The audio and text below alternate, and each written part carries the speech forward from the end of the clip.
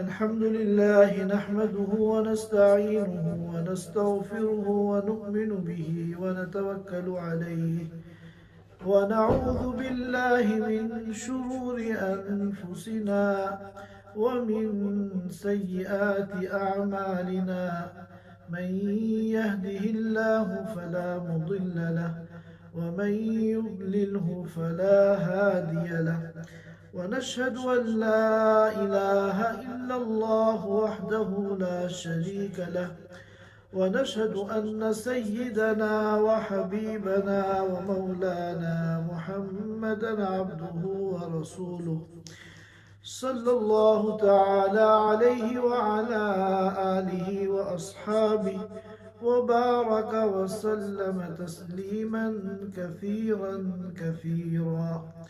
أما بعد، فأعوذ بالله من الشيطان الرجيم.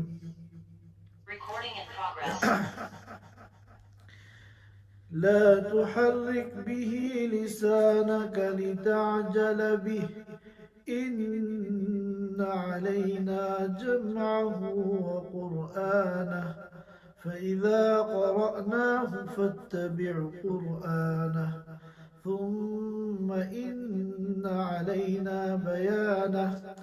كلا بل تحبون العاجلة وتذرون الآخرة، وجوه يومئذ ناظرة إلى ربها ناظرة، ووجوه يومئذ باسرة تظن أن يفعل بها فاقرة. صدق اللہ العظیم. حضرات سامعین کرام، سورۃ القیامہ کی تفسیر چل رہی ہے. پچھلے جمعے ہم لوگوں نے سورۃ القیامہ کی ابتدائی 15 آیتوں پر گفتگو کی تھی. آج میں نے آپ حضرات کے سامنے آیت نمبر 16 سے آیت نمبر 25 تک یہ 10 آیات مبارکہ تلاوت کی ہیں. انشاءاللہ ان آیات مبارکہ پر آج ہم غور کریں گے اور ان کے مفہوم کو، ترجمے کو اور ان کے پیغام کو سمجھنے کی ہم کوشش کریں گے. اس صورت مبارکہ میں اللہ تعالیٰ نے شروع میں قیامت اور نفس لوامہ کی قسم کھا کر آخرت اور قیامت کے وقوع کو بیان کیا تھا، اور قیامت کے سلسلے میں کفار مکہ کے جو شکوک و شبہات تھے کہ جب ہم بوسیدہ ہڈی ہو جائیں گے اور ہمارا جسم مٹی مٹی ہو جائے گا تو پھر دوبارہ ہمیں کیسے زندہ کیا جانا ممکن ہے. ان شبہات کا بھی جواب دیا تھا کہ جس طرح انسان کا دنیا کی زندگی میں جسم تھا، اس کا ڈیل ڈول تھا، اس کی شکل و صورت تھی، ایسا بنانا تو آسان ہے. ہم تو اس کے جو فنگر پرنٹس تھے دنیا کی زندگی میں، ہم ان فنگر پرنٹس کو بھی اسی طرح دوبارہ بنائیں گے. اس کے بعد اللہ تعالیٰ نے آخرت کی کچھ کے حالات بیان فرمائے. بیچ میں 4 آیتیں ایسی آئیں جن کا نہ ماقبل سے کوئی تعلق ہے اور جن کا نہ مابعد سے کوئی تعلق ہے. پہلے ہم ان آیات مبارکہ کا ترجمہ سمجھ لیتے ہیں، پھر ہم ان 4 آیتوں کے شان نزول کو سمجھیں گے کہ یہ 4 آیتیں جو درمیان میں آئی ہیں ایک سلسلہ کلام کے دوران، کہ ان کا نہ ماقبل سے کوئی تعلق ہے نہ مابعد سے کوئی تعلق ہے. آخر اس کی وجہ کیا ہے؟ پہلے ہم ترجمہ سن لیتے ہیں۔ اللہ تعالیٰ نبی پاک صلی اللہ علیہ وسلم کو مخاطب بنا کر ارشاد فرما رہے ہیں، لا تحرک به لسانک لتعجل بہ، اے نبی آپ اپنی زبان کو ہلائیے مت، قرآن کو جلدی حاصل کرنے کے لیے آپ بار بار اپنی زبان کو حرکت مت دیجیے، اپنی زبان کو ہلائیے مت۔ ان علینا جمعہ وقرآنہ، بے شک ہمارے ذمے ہے قرآن کو آپ کے سینے میں جمع کرنا، محفوظ کرنا، وقرآنہ اور قرآن آپ کو پڑھانا، یہ ہماری ذمہ داری ہے۔ آپ اس کی وجہ سے پریشان مت ہوئیے، فکر مند مت ہوئیے۔ قرآن کو آپ کے سینے میں جمع کرنا، محفوظ کرنا اور قرآن آپ کو پڑھانا، یعنی قرآن صحیح تلفظ کے ساتھ آپ کی زبان پر جاری کرنا، یہ ہمارا کام ہے۔ فَإِذَا قَرَأْنَاهُ فَاتَّبِعْ قُرْآنَهُ، پھر جب ہم قرآن پڑھیں، قراءت کی نسبت اللہ کی طرف یہ مجازن ہے، ورنہ حقیقت میں اس کا مطلب ہے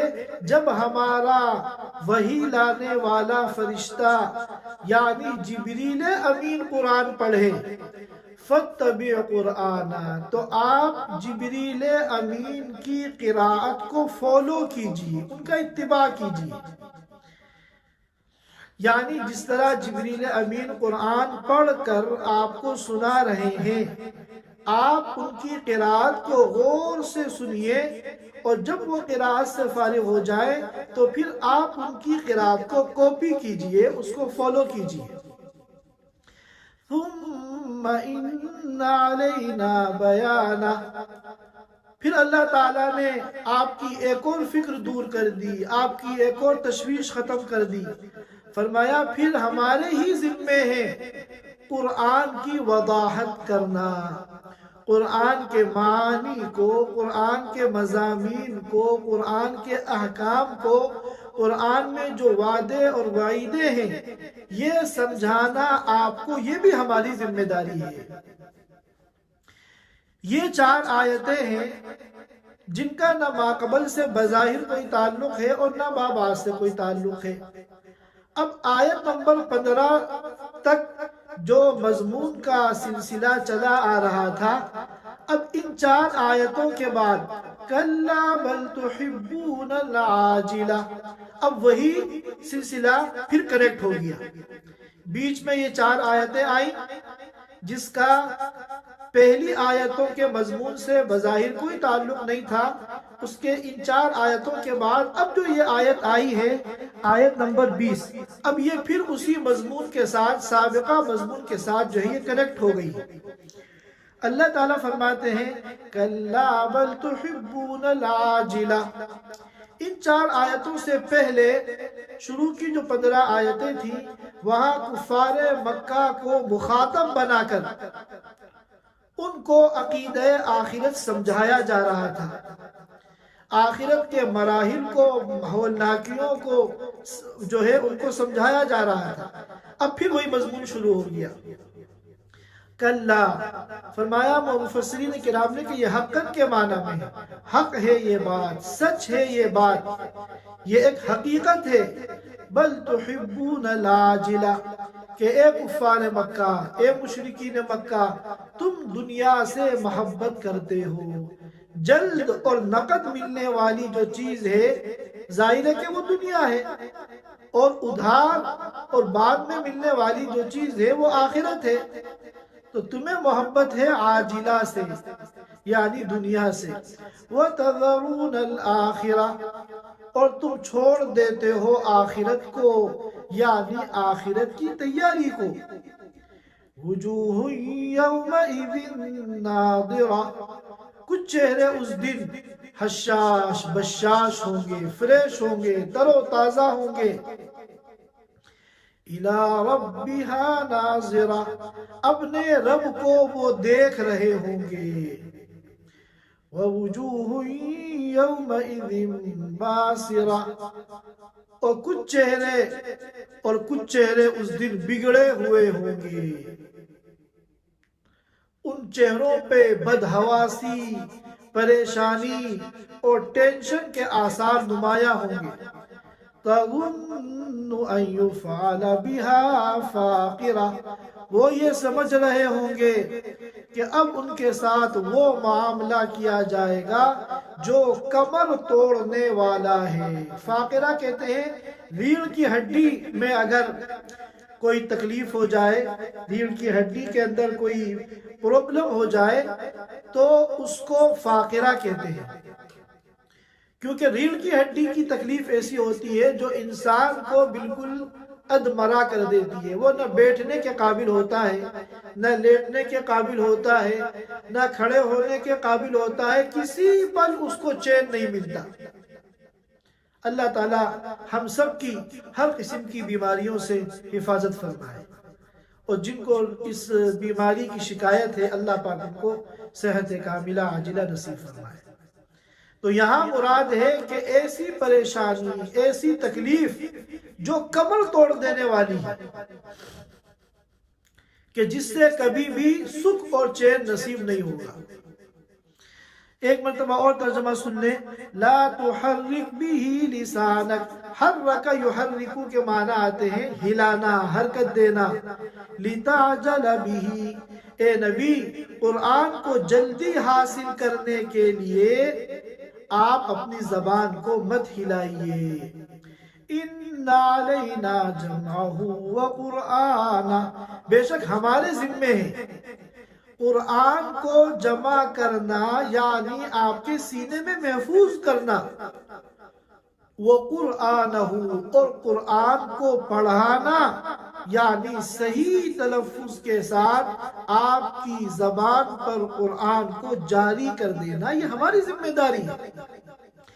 فَإِذَا قَرَأْنَاهُ فَاتَّبِعْ قُرْآنَهُ، پھر جب ہم قرآن پڑھیں، یعنی ہماری وحی لے جانے والے جبریل آپ کے پاس پہنچ کر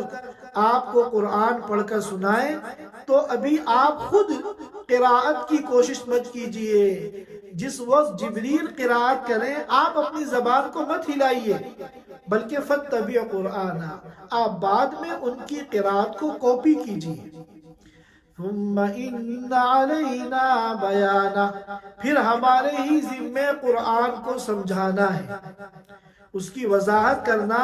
ایک ایک قرآن کے مضمون کو بتانا، سمجھانا، یہ بھی ہماری ذمہ داری ہے۔ کلا بل تحبون العاجلہ، حقیقت ہے یہ بات کہ اے کفار مکہ، تم لوگ دنیا سے محبت کرتے ہو، دنیا کی محبت تمہاری رگ رگ کے اندر بس چکی ہے۔ وَتَذَرُونَ الْآخِرَةَ، اور تم آخرت کو نظر انداز کرتے ہو، آخرت کو چھوڑتے ہو۔ کیا مطلب؟ یعنی آخرت کی تیاری کو تم نظر انداز کرتے ہو اور آخرت کو اگنور کرتے ہو، کیونکہ آخرت کے بارے میں اگر زیادہ سوچیں گے تو بھی دنیا کی لذتیں اور دنیا کے مزے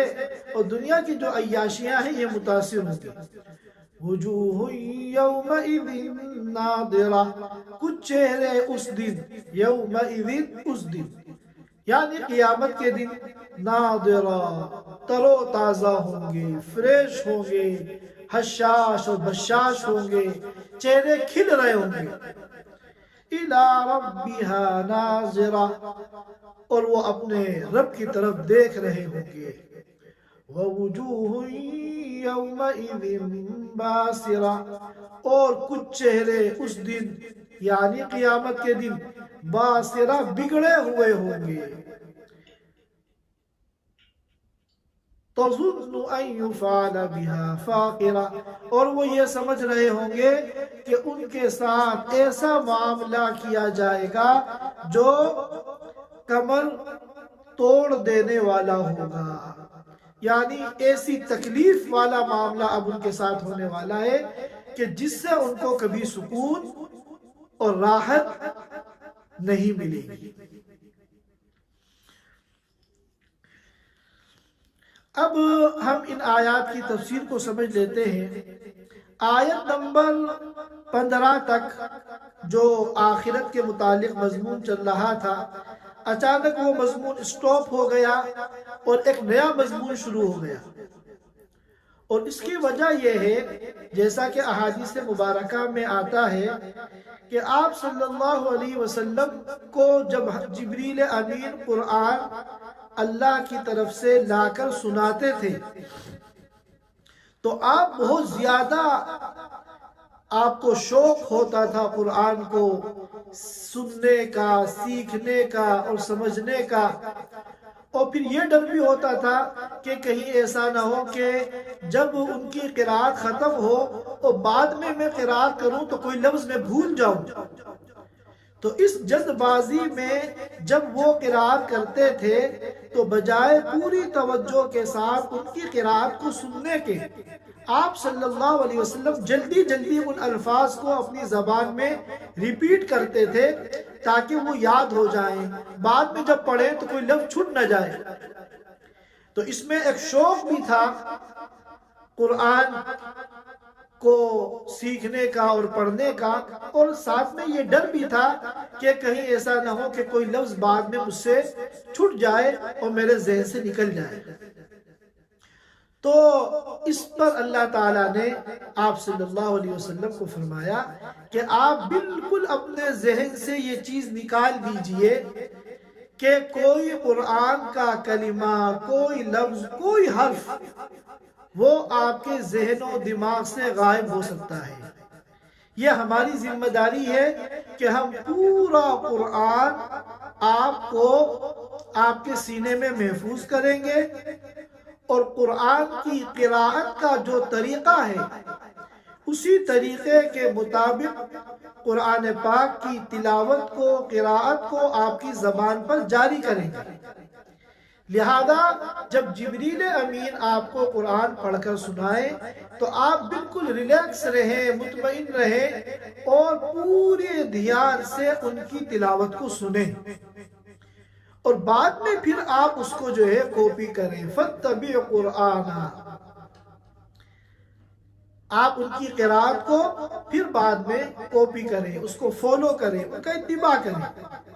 اور یہ نہ سمجھیں کہ کوئی لفظ آپ سے چھوٹ جائے گا، کیونکہ یہ ہماری ذمہ داری ہے کہ ہم پورا قرآن آپ کے سینے میں محفوظ کریں گے اور اس کا صحیح تلفظ آپ کی زبان پر ہم اس کو جاری کریں گے۔ پھر فرمایا ثم ان علینا بیانا، اور یہ فکر بھی آپ ذہن سے نکال دیجئے کہ قرآن تو میں سیکھ لوں گا، سمجھ لوں گا اور صحیح طریقے سے اس کی قراءت بھی کر لوں گا، تلاوت بھی کر لوں گا، لیکن ممکن ہے قرآن کے بعض مضامین ایسے ہوں جو صحیح طور پر میری سمجھ میں نہ آئیں۔ تو آپ کو یہ فکر بھی دامنگیر تھا کہ کہیں قرآن کی تشریح میں مجھ سے کوئی غلطی نہ ہو جائے، کیونکہ آپ کی ذمہ جو ہے وہ صرف قرآن تلاوت کرنا نہیں بلکہ لِتُبَيِّنَ لِلنَّاسِ، قرآن کے مضامین کی وضاحت کرنا، سمجھانا، اس کی شرح کرنا، اس کی ڈیٹیل بیان کرنا، یہ بھی آپ کی ذمہ تھا۔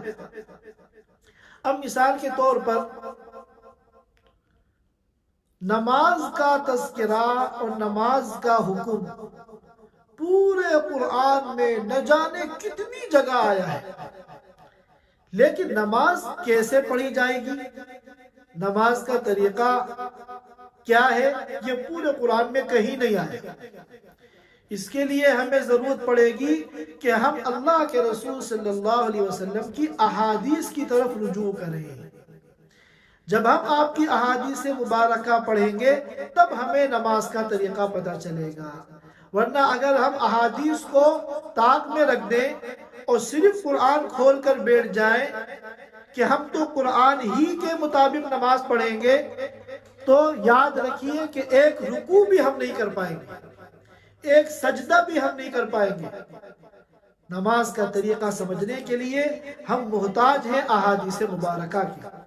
سارا جو اس کا طریقہ ہے وہ احادیث میں بیان کیا گیا۔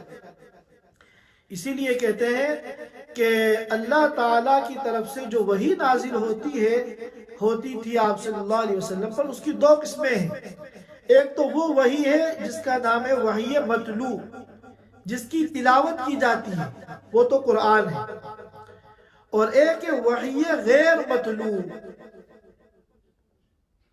یعنی وہ وحی جس کی تلاوت نہیں کی جاتی، وہ احادیث مبارکہ ہے۔ کیونکہ حضور کوئی بات بھی اپنی طرف سے نہیں کہتے تھے، یہ سارا دین جو حضور نے ہمیں سمجھایا ہے سب اللہ کی وحی کے مطابق سمجھایا ہے۔ ان هو الا وحی یوحی وما ينطق عن الهوى، قرآن کہتا ہے کہ یہ نبی اپنی خواہش سے کوئی بات نہیں کرتے، اپنی طرف سے کوئی بات نہیں کرتے۔ ان هو الا وحی یوحی، یہ جو بھی بات اپنی زبان سے اس دین کی تشریح کے متعلق نکالتے ہیں وہ اللہ کی طرف سے وحی ہوتی ہے۔ اسی لیے ایک فارسی شاعر نے کہا تھا، گفت اے اللہ بود گرچہ از حلقوم عبداللہ بود۔ تو آپ صلی اللہ علیہ وسلم ان قرآن کی ان آیتوں کو احادیث مبارکہ کے ذریعے آپ جو ہے ان کو سمجھاتے تھے۔ اسی لیے یہ آپ کا وظیفہ ہے، آپ کی ذمہ داری ہے، لِتُبَيِّنَ لِلنَّاسِ، کہ ہم نے آپ پر قرآن کو اتارا ہے تاکہ آپ صرف قرآن پڑھ کر ہی نہ سنائیں، بلکہ قرآن کا مطلب، قرآن کے معنی، قرآن کے احکام آپ بندوں کو سمجھائیں، اس کی تفسیر کریں، اس کی تفصیلات کو اور ڈیٹیل کو بیان کریں۔ اور آپ احادیث مبارکہ جتنی ہیں سب اللہ کی طرف سے، کوئی بات حضور نے اپنی طرف سے نہیں کہی۔ یہی وجہ ہے کہ جب خچر اور گدھے کی زکوٰۃ کا مسئلہ آیا کہ کسی کے پاس اگر بہت بڑی تعداد میں خچر ہیں یا گدھے ہیں، جو اس زمانے میں جانور بہت استعمال ہوتے تھے، تو ان پہ زکوٰۃ ہے یا نہیں؟ تو آپ صلی اللہ علیہ وسلم نے فرمایا کہ ان دونوں جانوروں کی زکوٰۃ کے سلسلے میں میرے اوپر کوئی حکم نازل نہیں ہوا، لہذا میں اپنی طرف سے کوئی حکم بیان نہیں کر سکتا۔ یہ 4 آیتیں ہیں جو درمیان میں آ گئی۔ یہ اسی طرح ہے کہ کوئی مقرر تقریر کر رہے ہوں، یا کوئی مدرس درس دے رہے ہوں، یا کوئی لیکچرار اپنا لیکچر دے رہے ہوں، اور تسلسل کے ساتھ ان کی کوئی بات چل رہی ہو کسی ٹاپک پر، اور درمیان میں سامنے بیٹھا ہوا کوئی شخص کوئی ایسا کام کر دے جس پر وہ متنبہ کرنے کے لیے چند جملے کہے اور پھر اپنے موضوع پہ آ جائے۔ اب اگر اس کی ریکارڈنگ ہو رہی ہے، اس کو ٹیپ کیا جا رہا ہے، تو اسی طرح ٹیپ ہو جائے گا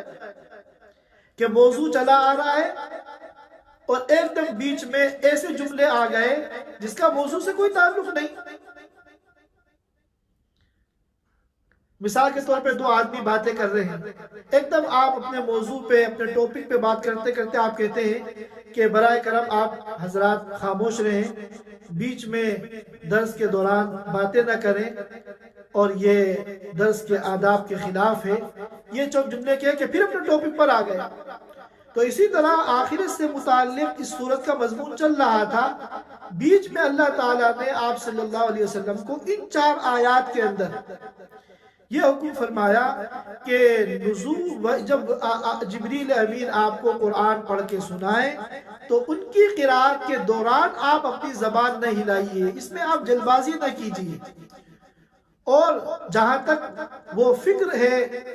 جس کی وجہ سے آپ یہ کام کرتے ہیں تو وہ فکر جو ہے آپ اس کو اپنے دل و دماغ سے نکال دیجئے، بے فکر ہو جائیے۔ قرآن آپ کے سینے میں ہم جمع کریں گے، قرآن کو آپ کی زبان پر ہم جاری کریں گے، اور قرآن کی پوری تشریح اور پوری تفسیر ہم آپ کو سمجھائیں گے۔ بیچ میں یہ بات آئی اور پوری ہو گئی۔ اب کلا بل تحبون، آیت نمبر 20 پھر کنیکٹ ہو گئی آیت نمبر 15 کے ساتھ۔ اور بیچ میں جو آیتیں تھیں 17، 18، 19، 20، یہ آیتیں جو تھی یہ گویا کے بیچ میں جملہ معترضہ کے طور پر تھی۔ اب 20 کا جو مضمون ہے، آیت نمبر 20 کا، یہ وہی ہے جو آیت نمبر 15 کا تھا۔ اللہ تعالیٰ حضور سے فرما رہے ہیں کہ آپ ان کفار مکہ سے کہہ دیجئے کہ حقیقت یہ ہے کہ تم لوگوں کے دل میں دنیا کی محبت ہے۔ اسی لیے کہتے ہیں حب الدنیا رأس کل خطیئت، دنیا کی محبت جو ہے یہ ہر گناہ کی جڑ ہے، ہر گناہ کی جڑ ہے۔ ہمیں دنیا میں رہنا ہے لیکن اپنے اندر دنیا کو نہیں لانا ہے۔ ہم تو دنیا میں رہیں گے، دنیا کی چیزوں سے، دنیا کی نعمتوں سے استفادہ کریں گے، فائدے اٹھائیں گے، لیکن علماء فرماتے ہیں کہ اس طرح دنیا میں رہو کہ دنیا تمہارے میں نہ رہے، تم دنیا کے اندر اس طرح زندگی گزارو کہ دنیا تمہارے اندر نہ آئے۔ جیسے مثال کے طور پر ہم جب سمندر کا سفر کرتے ہیں تو کشتی جب تک پانی کے اوپر چلتی ہے سفر جو ہے خیریت کے ساتھ، عافیت کے ساتھ، کامیابی کے ساتھ جاری رہتا ہے، اور جب پانی کشتی کے اندر آ جائے تو پھر کشتی ڈوب جاتی ہے۔ تو ہم جب تک دنیا کے اندر رہے اس طرح کہ دنیا ہمارے اندر نہ آئے، دل میں تو صرف اللہ کی محبت، دین کی محبت، آخرت کی محبت، جنت کا شوق ہمارے دل میں صرف یہ ہونا چاہیے۔ ہم تو دنیا کے اندر ہوں مگر دنیا ہمارے اندر نہ ہو، ہم تو پانی پہ چلیں مگر پانی جو ہے وہ ہماری کشتی کے اندر نہ آئے۔ پانی اگر کشتی کے اندر آ گیا تو پھر تباہی ہوگی، بربادی ہوگی، کشتی ڈوب جائے گی، سارے مسافر ختم ہو جائیں گے۔ اسی طرح جس دن دنیا ہمارے دل کے اندر آ گئی اس دن جو ہے پھر ہمارے لیے دین پر چلنا، اللہ اس کے رسول کی ماننا اور آخرت کی تیاری کرنا یہ مشکل ہو جائے گا۔ اسی لیے بعض سلف صالحین دعا کرتے تھے، اللہم اجعل الدنیا فی ایدینا، اللہم اجعل الدنیا فی ایدینا ولا تجعل الدنیا فی قلوبنا۔ اے اللہ دنیا ہمارے ہاتھوں میں دے اور خوب دے، ہم تیری نعمتوں سے بے نیاز نہیں ہیں، دنیا کی ہر نعمت ہمیں دے لیکن ہاتھوں میں، ہم اس کو استعمال کریں، فائدہ اٹھائیں، انجوائے کریں۔ وَلَا تَجْعَلِ الدُّنْيَا فِي قُلُوبِنَا، لیکن دنیا ہمارے دل میں نہ دے، دل میں تو صرف اللہ ہی اللہ ہو اور آخرت کا فکر ہو۔ وَتَذَرُونَ الْآخِرَةَ، اور اے کفار مکہ، اے مشرکین مکہ، اے ابو جہل اینڈ کمپنی، وَتَذَرُونَ الْآخِرَةَ، تم آخرت کو اگنور کرتے ہو۔ وُجُوهٌ يَوْمَئِذٍ نَاظِرَةٌ، کچھ چہرے قیامت کے دن ایسے ہوں گے، ظاہر ہے کہ یہ ایمان والوں کے چہرے ہیں جو تر و تازہ ہوں گے، فریش ہوں گے، حشاش بشاش ہوں گے، ان کے چہرے پہ سکون ہوگا، طمأنینت ہوگی، اور یہ اپنے رب کو دیکھ رہے ہوں گے۔ قیامت کی نعمتوں میں سب سے بڑی نعمت وہ اللہ کا دیدار ہے، اللہ کا دیدار، اللہ کو دیکھنا، اللہ کی زیارت کرنا، یہ ایمان والوں کے لیے جنت کی نعمتوں میں سب سے بڑی نعمت ہوگی۔ یہی وجہ ہے کہ اہل سنت والجماعت کا اجماعی عقیدہ ہے کہ ایمان والے جنت میں اللہ کو دیکھیں گے۔ معتزلہ اور خوارج، یہ جو دو باطل فرقے ہیں، یہ اس کو نہیں مانتے، وہ یہ کہتے ہیں کہ نہیں، اللہ کو دیکھنا ممکن ہی نہیں ہے، اور وہ فلسفیانہ اشکالات کرتے ہیں جن کا تعلق دنیا میں کسی چیز کو دیکھنے سے ہوتا ہے، اور آخرت جو ہے وہ آخرت ہے، دنیا پر آخرت کو قیاس کرنا یہ صحیح نہیں ہے۔ اور اسی لیے قرآن پاک میں ایک جگہ فرمایا لِلَّذِينَ أَحْسَنُوا الْحُسْنَى وَزِيَادَةٌ، کہ وہ لوگ جنہوں نے دنیا میں نیک اعمال کیے ہیں ان کے لیے آخرت میں جنت ہے. اور پھر فرمایا وزیادہ، صرف جنت ہی نہیں ہے بلکہ ایک اور اسپیشل ہے، اسپیشل ایک زائد ہے جو جنتوں کی نعمتوں کے علاوہ ایک زائد چیز ہے. جیسے ہم کہتے ہیں نا کہ تمہارے لیے ایک تو وہ عام ہے انعام ہے جو سب کا ہے، اور ایک اسپیشل الگ سے ہے. تو مفسرین کرام نے فرمایا کہ وہ اسپیشل نعمت وہ اللہ کا دیدار ہے. اور وہ ایمان والے اپنے ایمان اور اعمال کے لیول کے اعتبار سے اس میں فرق ہوگا. کسی کو اللہ کا دیدار ہفتے میں ایک مرتبہ ہوگا جمعے کے دن، کسی کو صبح شام ہوگا اللہ کا دیدار، کسی کو ہر وقت اللہ کا دیدار نصیب ہوگا. اللہ تعالی ہمیں ان خوش نصیب بندوں میں شامل فرمائے جو ہر وقت اللہ کا دیدار جنت میں کر سکتے ہیں. اس کے بعد فرمایا وَوُجُوهٌ يَوْمَئِذٍ بَاسِرَةٌ، اور کچھ چہرے اس دن یعنی قیامت کے دن بگڑے ہوئے ہوں گے. ان کے چہرے پر بدحواسی ہوگی، ان کے چہرے پہ ہوائیاں اڑی ہوئی ہوں گی. جیسے ہم عام زبان میں کہتے ہیں نا کہ چہرے پہ 12 بج رہے ہوں گے. تَظُنُّ أَن يُفْعَلَ بِهَا فَاقِرَةٌ، ابھی تو جہنم سامنے نہیں آئی، جہنم کے عذاب کی ہولناکیاں ابھی انہوں نے نہیں دیکھی، لیکن ان کو اندازہ ہو جائے گا اور وہ سمجھ جائیں گے خوب اچھی طرح. یہ تظنو سے کا ترجمہ تو آتا ہے گمان کرنا، لیکن یہاں مراد یقین ہے. وہ اچھی طرح سمجھ جائیں گے کہ اب ان کے ساتھ جو آگے ہونے والا ہے وہ فاقرہ ہے، اتنی بڑی مصیبت ہے جو کمر توڑنے والی. کمر انسان کی اگر ٹوٹ جائے تو وہ کہیں کا نہیں رہتا، ایک لمحہ اس کو چین اور سکون نصیب نہیں ہوتا. اللہ تعالی ہم سب کو ان بد نصیب لوگوں میں ہونے سے بچائے، ہم سب کو حسن خاتمے کی دولت عطا فرمائے، اور قرآن کو پڑھنے کی، سمجھنے کی اور عمل کرنے کی توفیق عطا فرمائے. وآخر دعوانا الحمدللہ رب العالمین.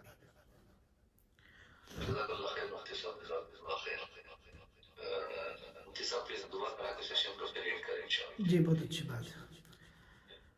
الحمدللہ رب العالمین الرحمن الرحیم مالک یوم الدین ایاک نعبد و ایاک نستعین اهدنا الصراط المستقیم صراط الذین انعمت علیہم غیر المغضوب علیہم ولا الضالین. لا الہ الا اللہ وحدہ لا شریک له له الملک وله الحمد وهو على كل شيء قدیر. لا إله إلا الله مخلصين له الدين ولو كره الكافرون. اللهم صل على محمد وعلى آل محمد كما صليت على إبراهيم وعلى آل إبراهيم إنك حميد مجيد. ربنا ظلمنا أنفسنا وإن لم تغفر لنا وترحمنا لنكونن من الخاسرين. رب اغفر وارحم وتجاوز عما تعلم إنك أنت الأعز الأكرم. رب اغفر وارحم وأنت خير الراحمين. اللهم اشرح صدورنا وسهل أمورنا واقض حاجاتنا إنك أنت أرحم الراحمين. ربنا هب لنا من أزواجنا وذرياتنا قرة أعين واجعلنا للمتقين إماما. ربنا آتنا في الدنيا حسنة وفي الآخرة حسنة وقنا عذاب النار وأدخلنا الجنة مع الأبرار يا عزيز يا غفار يا رب العالمين. اے اللہ ہمارے گناہوں کو معاف فرما دے، اے اللہ ہماری خطاؤں سے درگزر فرما دے، اے اللہ ہماری پوری زندگی گناہوں میں ڈوبی ہوئی ہے. اے اللہ کوئی جرم ایسا نہیں جو ہم نے نہ کیا ہو، اے اللہ آپ کا کوئی حکم ایسا نہیں جو ہم نے توڑا نہ ہو، آپ کے حبیب کی کوئی سنت ایسی نہیں جو ہم نے چھوڑی نہ ہو. اے اللہ ہمارے ظلم عظیم کو معاف فرما دے، اے اللہ ہمارے تمام چھوٹے بڑے گناہوں کو معاف فرما دے. اے اللہ